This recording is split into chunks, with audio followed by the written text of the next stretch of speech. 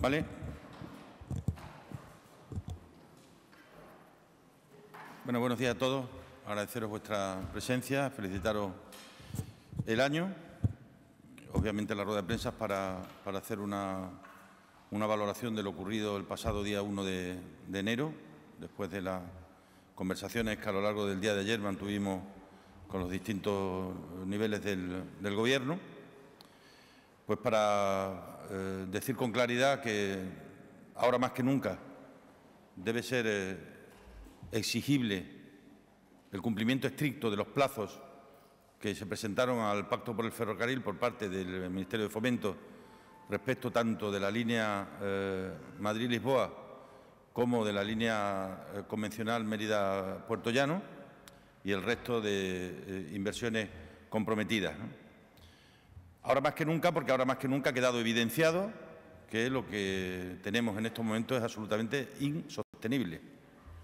Y, desde luego, para decir bien alto y bien claro que bien haríamos en intentar no permitir que esto vuelva a ocurrir nunca. ¿Se puede averiar un tren? Se puede averiar un tren, como se averían los coches, o se averían las motos, o se averían los autobuses, pero lo que no pueden es correr el riesgo de que esa avería genere las imágenes y los hechos, sobre todo los hechos que ocurrieron el pasado día 1 cerca de Navalmoral de la Mata, ¿no? En segundo lugar, la unidad de acción es fundamental y yo de ahí no me voy a salir, lo he dicho desde el minuto 1. ¿Estamos a 5 meses de elecciones? Sí. Algunos de los partidos que tienen realmente situaciones muy complicadas en estos momentos las quieren resolver por la vía de politizar todo lo que tiene que ver con el tren. Es obvio que está ocurriendo, pero a mí no me van a arrastrar. Yo voy a seguir defendiendo la unidad de acción, con los que quieran estar en la unidad de acción, que significa sacar del rédito político un objetivo de interés público como es el transporte ferroviario. Por tanto, apelo y sigo apelando a la unidad de acción para sacar del rédito político, porque si no nos vamos a encontrar, y nos lo vamos a encontrar, obviamente algunos han hecho ya sus declaraciones de intenciones, cómo van a hacer del tren un asunto partidario, probablemente olvidando y teniendo muy mala memoria. Pero en cualquier caso yo lo voy a seguir diciendo, no busquemos culpables porque las culpas están repartidas, busquemos responsables que resuelvan los problemas. Y esos responsables tienen que estar en Adif y en Renfe. Y obviamente en el Ministerio de Fomento, que es la autoridad que está por encima de ellos, ¿no? Ayer tuve la oportunidad de hablar tanto con el ministro de Fomento como con el presidente del Gobierno. Y obviamente los dos estaban tan molestos como podemos estar nosotros. Y se va a hacer una investigación específica de a ver qué es lo que ha ocurrido y por qué ha ocurrido. Y a seguir poniendo medios para que no vuelva a ocurrir. ¿Es verdad que desde el verano aquí se han cambiado 5 de los 11 trenes? Es verdad. ¿Es verdad que quedan todavía 6 por cambiar? Es verdad. Luego lo que podemos pedir desde aquí es que, y lo haremos desde el Pacto por el Ferrocarril, que convocaremos pasadas las Navidades, es que se ratifiquen los compromisos y que se mejoren y adelanten los plazos, si es que ello es posible, que estoy convencido que sí, ¿no? Y luego ahora le otorgo más sentido que nunca a un Consejo de Ministros que venga a Extremadura para poder asegurar y asegurarnos todos de que la fecha de finalización de las obras del trazado, del nuevo trazado de la alta velocidad en Extremadura esté terminado para finales de este año y que la electrificación sea llevada a cabo el año que viene. No me gustan las descalificaciones personales, nunca lo hago. Por tanto, no estamos calificando o descalificando personas. Estamos calificando o descalificando hechos. Y cuando ese tren se avería en Navalmoral y prolonga su marcha para que unos kilómetros después se vuelva a averiar, pues eso constituye una inutilidad. Respeto máximo por las personas, obviamente. Desde luego, exigencia de diligencia absoluta también. Exigencia de diligencia absoluta también. Y yo me pongo en el papel de los afectados. Se lo decía esta mañana en alguno de los programas que he estado. Aquí no es un problema de números, es un problema de personas que tienen nombre y tienen apellidos, nombres y apellidos. Y que para mí son lo primero. Y cuando digo lo primero es lo primero. Y defenderlos, lo primero. Y que no vuelva a ocurrir nunca, lo primero. En ese sentido, pues las comunicaciones que hemos mantenido tanto con Renfe como con Adif van en esa línea de exigencia de la adopción de medidas encaminadas a intentar evitar que pueda ocurrir hechos como los ocurridos el pasado día 1. ¿Puede entender alguien que haya averías? Pues claro que sí, es normal. Ahora, lo que no puede haber son 5 averías el mismo día y 5 trayectos diferentes.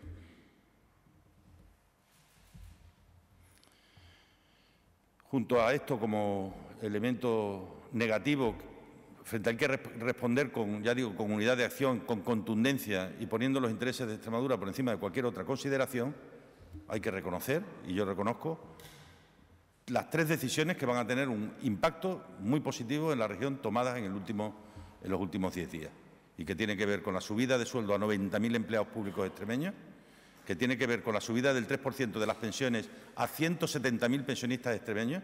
No hay ninguna comunidad autónoma donde haya un porcentaje tan grande de pensionistas que son pensionistas con pensiones mínimas.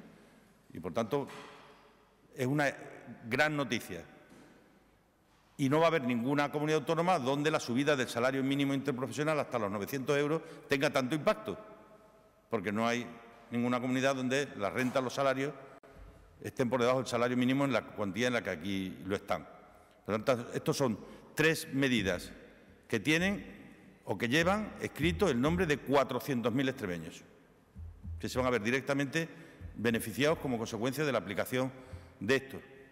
Lo cual pone de manifiesto que no todas las políticas son iguales, porque nos vamos a un año atrás y vemos lo que ocurría, y donde era un 3, entonces era un 0,25, donde era un 2,25, entonces era un 1, y donde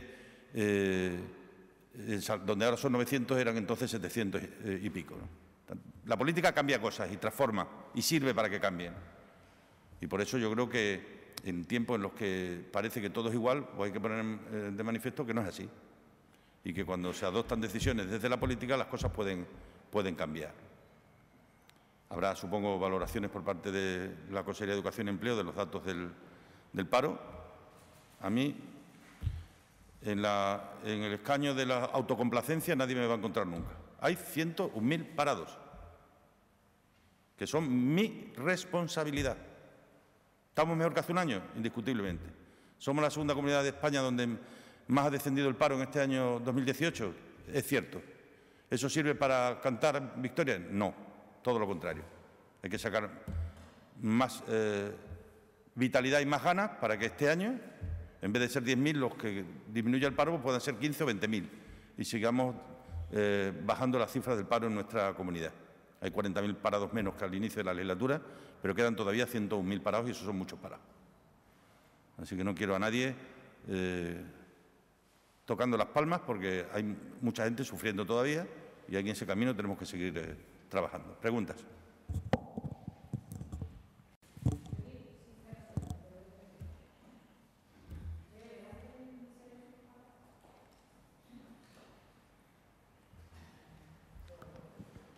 Hola, me gustaría saber si en alguna de esas conversaciones que mantuvo con el ministro, con alguien, no sé si con alguien también, algún responsable de Renfe, le aclararon algo más de lo que pasó, si se trataba de que esos convoys eran justamente que se averiaron, eran los que nos habían cambiado.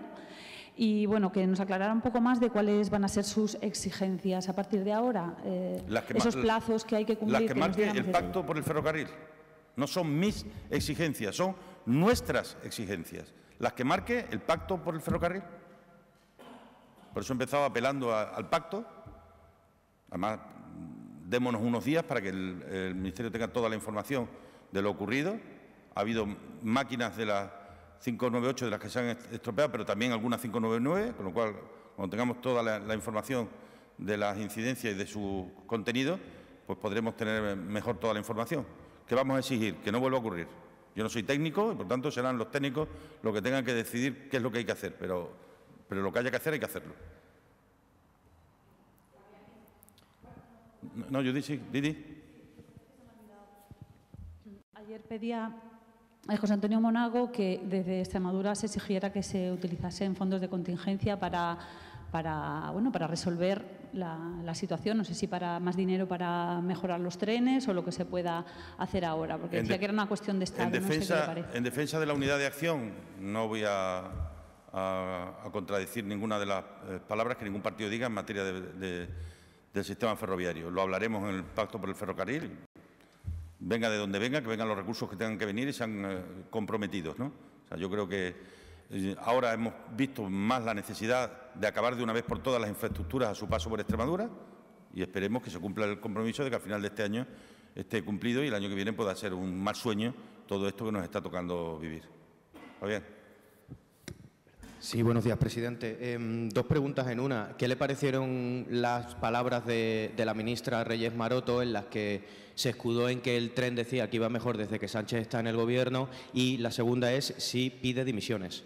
No he escuchado a la ministra, no sé lo que ha dicho, Fabián.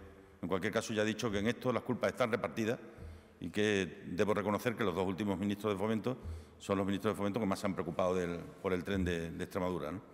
Y las cosas que son justas reconocerlas, son justas reconocerlas. Yo pido responsabilidad, el nivel de la responsabilidad que lo delimite los responsables políticos, en este caso el Ministerio de Fomento. Sí, buenos días, presidente. A mí me gustaría saber qué le podría decir a la gente que, escuchando a los políticos, no se cree que el tren vaya a mejorar, porque, claro, visto lo visto, la incertidumbre y el hartazgo también está en la ciudadanía. Hombre, yo le daría más publicidad a los datos de incidencia que ha habido a lo largo del segundo semestre del año, donde se ve como a partir del cambio de trenes las incidencias han ido disminuyendo, hasta el punto que creo que uno de esos meses no ha habido ninguna o casi ninguna, ¿no? O sea, los datos yo creo que son claros, que hay muchas menos incidencias de las que había. Probablemente yo les animaría a poder seguir adelantando los plazos para que el compromiso de un año que nos dimos en el Pacto por el Ferrocarril en el mes de septiembre lo pudiéramos adelantar y en la primavera pudiéramos disponer ya del conjunto de la adquisición de los trenes comprometidos, ¿no? Hola, buenos días. Hace unos minutos el alcalde de Mérida ha puesto sobre la mesa una propuesta y es que tanto PP como PSOE, que suman más de 200 diputados en el Congreso, se alíen para elaborar modificaciones presupuestarias que permitan traer trenes nuevos de forma inmediata. Y a colación ha dicho que además él no va a ser protagonista de la foto de la vergüenza si no se soluciona el tema con el Consejo de Ministros que se prevé que venga a Mérida. Yo sigo apelando a la unidad de acción. Entonces no quiero evadiros, pero no me salgo de ahí. Yo creo que lo que hagamos lo tenemos que hacer en el seno del Pacto por el Ferrocarril, porque esa ha sido nuestra fortaleza. Nosotros no metimos 25.000 personas en Madrid y 35.000 en el Paseo de Cánovas por casualidad. Es porque la bandera era la de Extremadura, la única, no había otra. Y eso a mí, desde luego, no voy a abdicar nunca de seguir manteniéndome fiel al Pacto por el Ferrocarril. Hola, buenos días. Yo sigo sin entender que una de las soluciones que aporta el Ministerio es que se suba un mecánico a bordo. Es como si yo me voy en mi coche y me subo un mecánico conmigo por si acaso se me va a romper, porque yo creo que Fomento ya está intuyendo que va a haber averías. Esa sería una. Y la segunda, si la clase política entiende que la sociedad pues llega un momento en que no les crea. Pues probablemente. Tenemos muchas razones para pensar que en algunas materias así es, ¿no? Pero vuelvo a insistir en lo mismo, es decir, cuando se producen noticias negativas, pero en paralelo se están produciendo noticias positivas que afectan a la vida de las personas, pues la política recobra su contenido y su sentido, ¿no? Y desde luego en los hogares donde con pensiones mínimas donde va a entrar un 3% de incremento o en los 150 euros más que van a cobrar los trabajadores, la política sí tiene sentido y debe seguir teniendo sentido en el futuro, ¿no? Yo creo que de lo que tiene que ver con el tren nadie puede cantar victoria, lo que hay que hacer es acabar las obras cuanto antes y electrificarlos cuanto antes y que esto pase a ser un mal sueño, ¿no? ¿Alguna cosa más? Muy bien, muchas gracias.